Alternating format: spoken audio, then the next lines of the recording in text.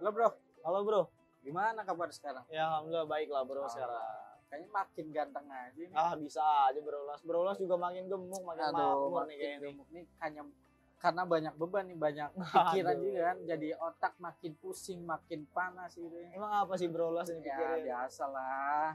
Tapi ngomong-ngomong, Iya. kayaknya kemarin habis liburan nih bro Dani. Ya kalau kata anak zaman sekarang ya itu healing. Kita Anjir, healing gaya-gaya. Healing udah kayak anak milenial, healing. Kita butuh healing karena Wah. kenapa? Kan tahu sendiri di Jakarta macet. Macet. Kerjaan juga di kantor lagi banyak. Jadi lagi banjir kan tuh. benar. Tapi untung kantor gua nggak kebanjiran. Oh, Bro. nggak kebanjiran. Iya. Emang di mana sekarang kantor? Kantor di Sudirman. Oh Sudirman, gila, udah kayak si siapa tuh Citayam, Fashion Week. Aduh. Oh iya nih bro, Las juga kan saya lihat-lihat sekarang sering posting keluar kota gitu. Kayak Aduh. makin makmur gini hidup. Itu sebenarnya posting juga pas balik ke rumah juga pusing tuh, Bro Dani, pusing banget. Emang apa yang dipikirin? Cerita Biasa. coba. Sekarang kan karena udah lulus kuliah ya kan, lulus kuliah, terus sekarang juga sama Berarti- kerja di Jakarta. S2 udah selesai nih, baru lulus. S2 udah Wih, selesai. keren banget. Saya malah belum ambil S2. Ya, malah ada kenyataan pengen lanjut S3. Wih, kan. keren. Terus sekarang Aduh. posisi kan udah sama kayak Bro Dani kan kerja di Jakarta. Di mana? Terus Bro? ngerasain pusingnya kerja, pusingnya macet gitu juga kan. Tapi emang ya, macet Jakarta itu nggak ada obat. Benar, Sumpah, kita tuh benar. kayak serba salah. Kita mau pulang cepet, kita kejebak macet, terlalu malam kan.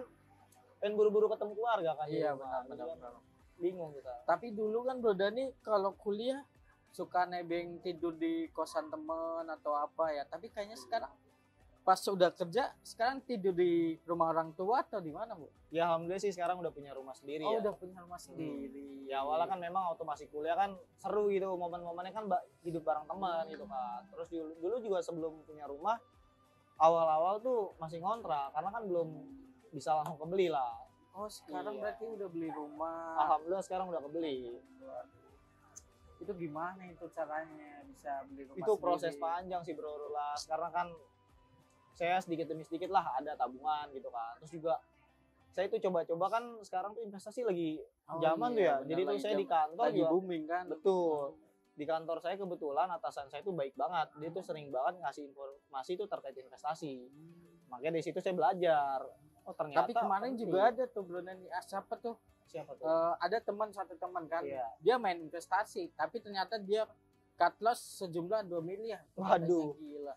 Itu kenapa bisa kayak gitu tuh investasi? Dia mungkin salah milih perusahaan. Kayaknya sih. Maksudnya kan di riset dulu, Iya, dilihat betul. kinerjanya seperti apa segala macam. Hanya dia cuma ngikut apa istilahnya itu? FOMO FOMO ya, berarti? FOMO. Iya, Oh. dia FOMO. Udah bagus. Katanya tuh. dia cuma pernah tuh dia merasakan kerugian 2 miliar katanya begitu sampai mau stres tuh dia tuh balik lagi yang tadi yang terkait FOMO ya. Iya. Itu kan lagi rame juga tuh. Iya betul tuh. Masyarakat juga yang makin banyak yang merasakan kerugian dari investasi karena Iya. ikut FOMO atau apa ya. Tapi balik lagi tadi terkait dengan apa kerja di Jakarta, punya rumah di Jakarta, ya kan. Tapi posisi sekarang nih, kenapa yang bikin pusing? Saya kan itu, Bro Dani, apa? Sekarang udah kerja di Jakarta, Iya. dengan memanfaatkan gaji Jakarta kan sekarang berapa sih? Cuma 4,6 juta ya kan? Tapi Nah. emang Bro Rulas selain itu belum ada tambahan tuh pemasukan. Belum ada sama sekali.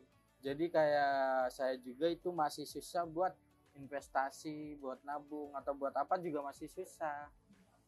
Emangnya kenapa dari misal Bro Lulas nih punya pemasukan taruhlah rata-rata Jakarta ya, itu biasanya sebulan habis buat apa aja?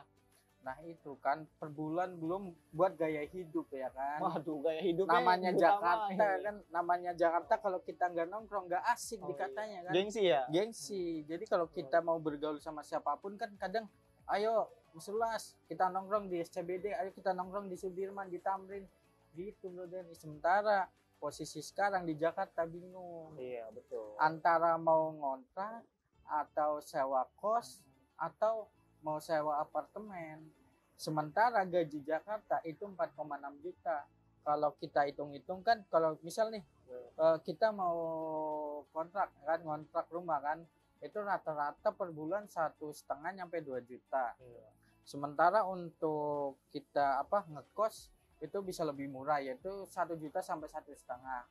Sementara saya pengen sewa apartemen, tapi apartemen di Jakarta rata-rata per bulan 2 juta sampai 3 juta. Itu menurut Bro Dani yang sekarang udah punya rumah itu gimana? Aduh. Ya kalau menurut gue sih Bro Rulas ya, istilahnya tuh nggak salah kalau Bro Rulas boleh lah nongkrong gitu, atau ngikutin gengsi ya, namanya masih muda kita kan, gengsi ya susah dikontrol, jadi apa aja tuh kepingin kita beli gitu kan. Tapi saran saya, dari penghasilan sebulan itu minimal ada yang disisihin buat nabung. Kalau semisal Bro Lulas belum main saham atau investasi, sisipin aja tabungan, ada tabungan mandiri lah di rumah sendiri kan istilah, ataupun di Tapi bank. kalau kita mau nabung nih, Betul. kira-kira berapa persen dari total gaji kita? Kalau saya hitung-hitungannya gini Bro Lulas, saya itu pakai hitung-hitungan 10, 20, 30, dan 40. 10, 30, 10, 40. 20, Oh, 30, gitu. 40. Itu yang 10% buat apa? 10% itu untuk gaya hidup. Oh, gaya hidup. Iya. Nah, 20%-nya lagi itu untuk saya nabung. Oh, Saya sisihin iya. untuk beli saham segala macam. Nah, 30%-nya lagi saya bayar cicilan. Jadi kalau saya ada cicilan-cicilan barang atau apa gitu, saya bayar pakai yang alokasi itu, dan 40%-nya saya habiskan untuk kebutuhan sehari-hari. Kayak gitu. Jadi dari gaji itu ya alhamdulillah saya nggak ngerasa kekurangan. Awal-awal saya sama kayak Bro Rulas, aduh kok kayak gaji kok cepet banget habis gitu ya. Jadi tadi yang ditabungin berapa persen? Yang ditabungin saya cukup 20%. 20%. Kalau semisal Bro Lulas mau nambah nggak apa-apa, tapi sebisa mungkin jangan dikurangin, harus konsisten. Kayak gitu Bro Lulas. Nah tadi menyambung pertanyaan Bro Lulas, lebih baik mana sih kita ngontrak, sewa apartemen, atau beli gitu kan? Kalau untuk di sekarang ya, karena penghasilan juga mungkin baru satu nih sumber pemasukannya, kita nggak apa-apa, kita ngontrak dulu. Tapi Bro Lulas harus konsisten. Per bulan harus nyisipin uang untuk beli rumah. Misal target beli apa? 3 atau 5 tahun lagi. Ya kita harus konsisten, dari gaji kita sisipin berapa? Misal 1 juta. Ya udah per bulan kita kumpulin 1 juta, target 3 tahun atau 5 tahun. Ya. Nah, tadi yang saya sudah bilang, jadi Bro Lulas tuh nggak apa-apa. Kalau misalnya belum mampu beli rumah, ngontrak dulu nggak apa-apa. Asal Bro Lulas tuh komitmen sama diri sendiri, konsisten, nabung rutin per bulan. Nominalnya tuh nggak harus besar, tapi sama. Lebih boleh, tapi dikurangin jangan. Oh gitu. Kayak gitu. Tapi masalahnya gini Bro, Iya. apa? Ya emang nabung itu penting kan. Betul. Sebelumnya juga udah pernah tuh sesekali dilakuin Iya. nabung berapa persen, ya kan berapa ratus. Tapi makin kesini karena apa? Pengaruh dari gaya hidup ya. Gaya hidup kita yang mungkin gaya hidup saya terlalu tinggi ya Bro ya. Kadang kalau ngopi pengennya ngopi di Starbucks atau apa ya kan. Jadi jatuhnya kayak kita udah nabung. Iya. Tapi lagi-lagi keambil tabungan itu ya kan. Nah, Itu ini gimana buat meyakinkan kita supaya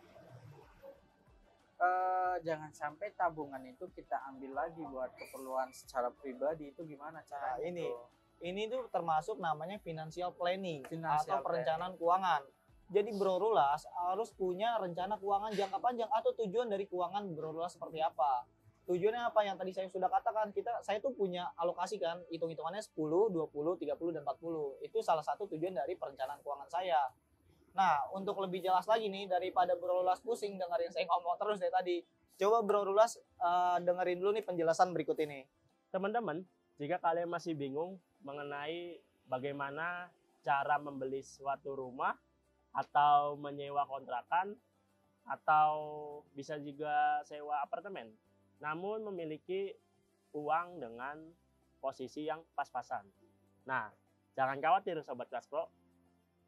Sobat Kelas Pro dapat memahami yang dinamakan dengan konsep financial planning. Nah, pasti penasaran kan Sobat Kelas Pro, kira-kira financial planning itu apa sih?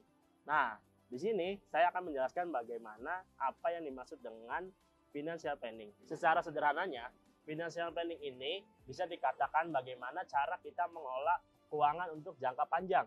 Nah, dalam mengelola keuangan jangka panjang, tentunya apa sih kira-kira prioritas keuangan yang akan digunakan untuk jangka panjangnya?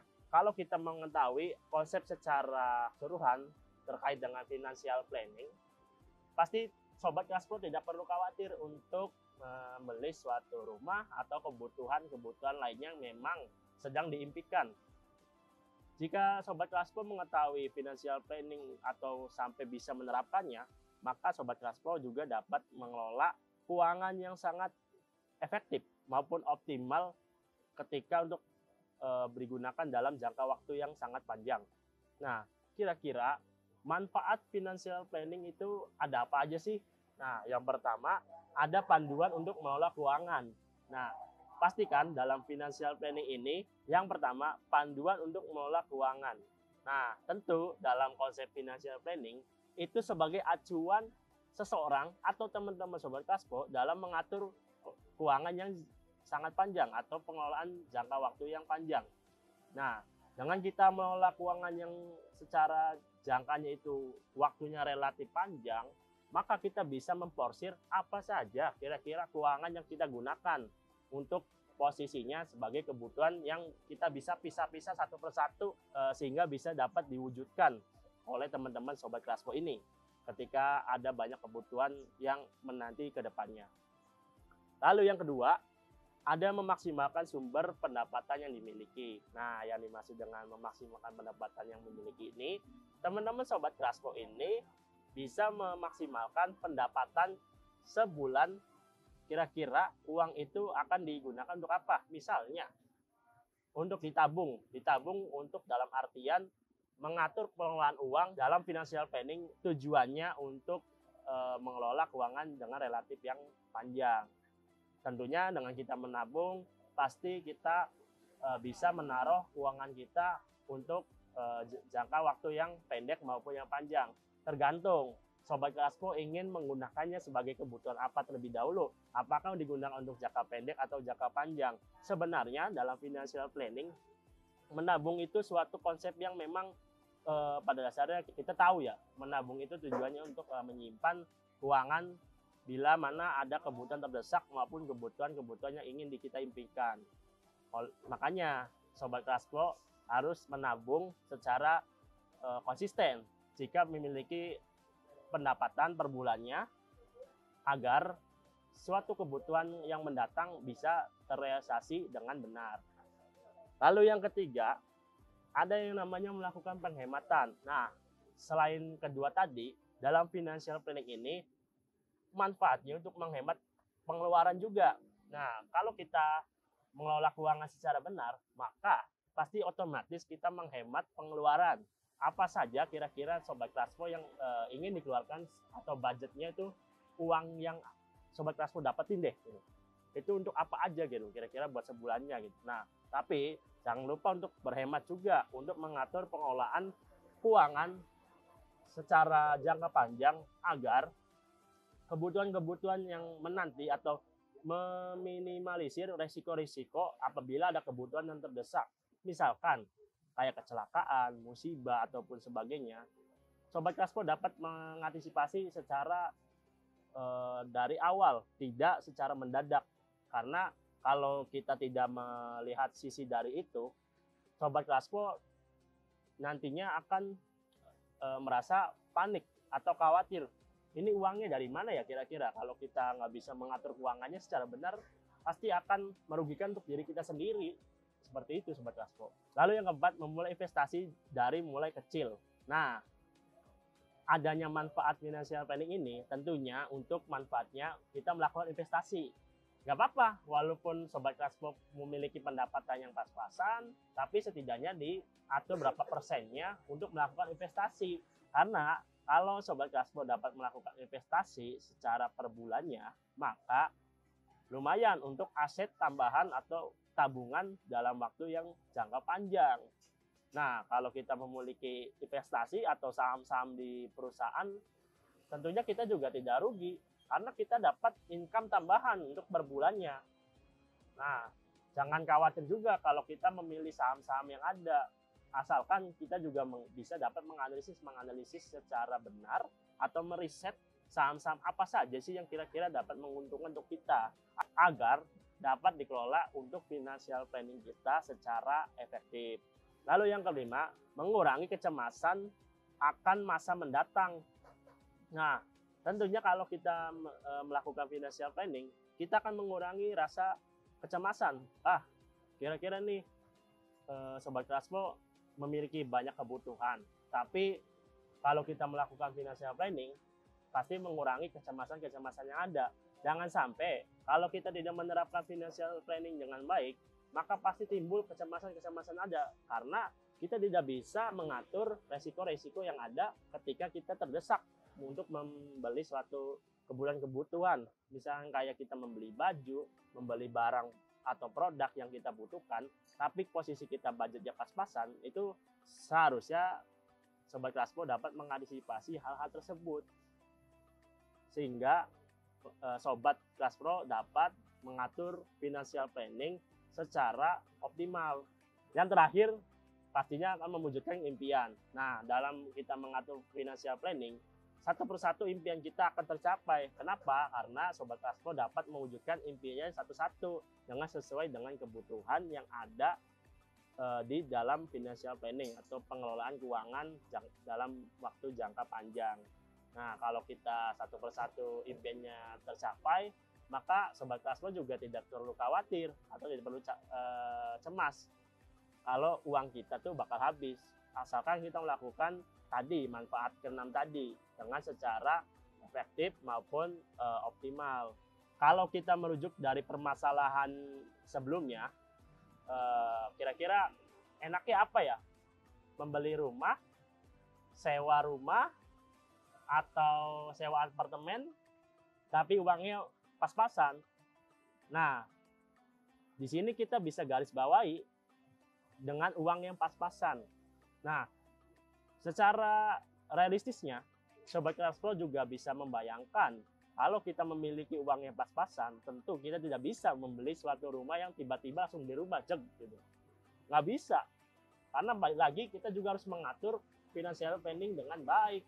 Kalau kita melakukan financial planning dengan benar, pasti Sobat Kelas Pro juga dapat mewujudkan impiannya masing-masing. Kayak tadi, membeli rumah.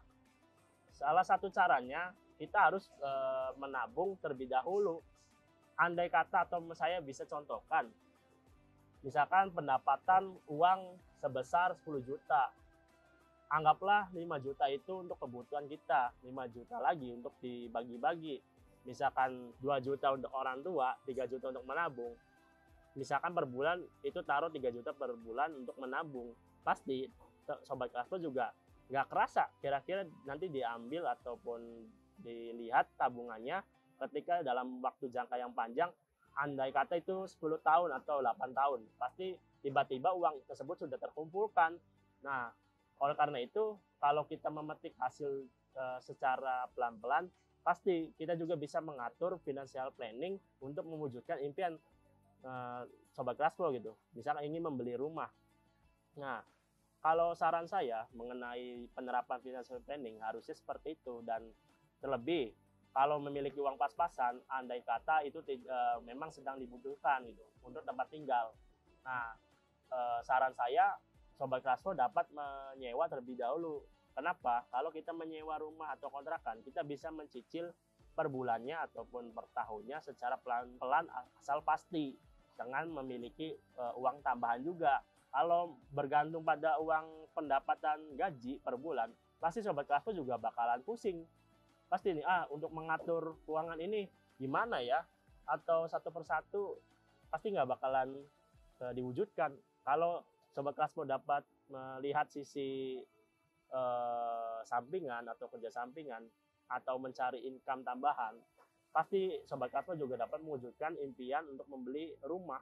Makanya kalau kita menyewa atau rumah kontrakan, secara pasti kita pelan-pelan menuju garis finish untuk membeli rumah kontrakan tersebut. Nah, seperti itu teman-teman Sobat Kelas Pro. Nah, tadi kan videonya udah dijelasin tuh Bro Las terkait tentang financial planning kan. Iya, betul. Nah, kira-kira masih ada yang dibingungin nggak dari penjelasan tadi, Bro? Tadi videonya sangat menarik sekali sih, Bro, ya kan. Jadi kayak ya mungkin video yang tadi kita lihat bareng-bareng kan, itu kayaknya udah masuk ke hati gitu loh. Masuk ke hati ya kan, bikin kayak video-video motivasi yang sangat berarti buat diri kita sendiri gitu loh. Betul. Terutama kan bagi saya yang mungkin sampai sekarang ya kan masih boros, belum bisa mengatur keuangan dengan baik, dan gampang mengikuti kayak alur yang ada di lingkungan kita gitu loh. Sangat menarik sekali ya. Betul. Obrolan kita tuh sore hari ini ya. Dan tentunya mungkin apa yang tadi telah kita bahas mungkin bagi renungan juga bagi saya pribadi ya kan. Dan tentunya juga buat teman-teman semua nih, buat sobat Kelas Pro, ternyata sangat penting sekali bagaimana kita bisa mengelola keuangan dengan baik, bagaimana kita bisa menentukan strategi-strategi ke depan biar nantinya itu teman-teman nggak seperti kayak saya gitu loh, yang masih susah dalam mengelola keuangan, masih susah dalam menabung atau berinvestasi. Dan posisi sekarang juga saya kebingungan gitu loh, antara membagi waktu dan membagi manajemen keuangan saya sendiri gitu loh. Makanya mungkin tadi masukan dari Bro Denny sangat berarti sekali ya, Bro. Iya, sama-sama bro. Kita kan istilahnya harus saling ingatin lah, karena banyak anak muda zaman sekarang tuh terlena dengan gaya hidup. Makanya tuh pesan buat saya bagi sobat-sobat semua, sobat di rumah harus bisa membedakan antara keinginan dan juga kebutuhan. Jadi ketika Bro Lula sudah menentukan keinginan dan kebutuhan, itu akan jauh lebih mudah untuk menentukan tujuan keuangan Bro Lulas. Kayaknya obrolan kita harus pindah nih di sini, karena kan kita belum pesen minum, belum makan gitu. Oh iya, belum pesen minum. Mending kita makan dulu deh minum gitu. Siap. Kasihan masa kita ngobrol nggak minum kan. Siap.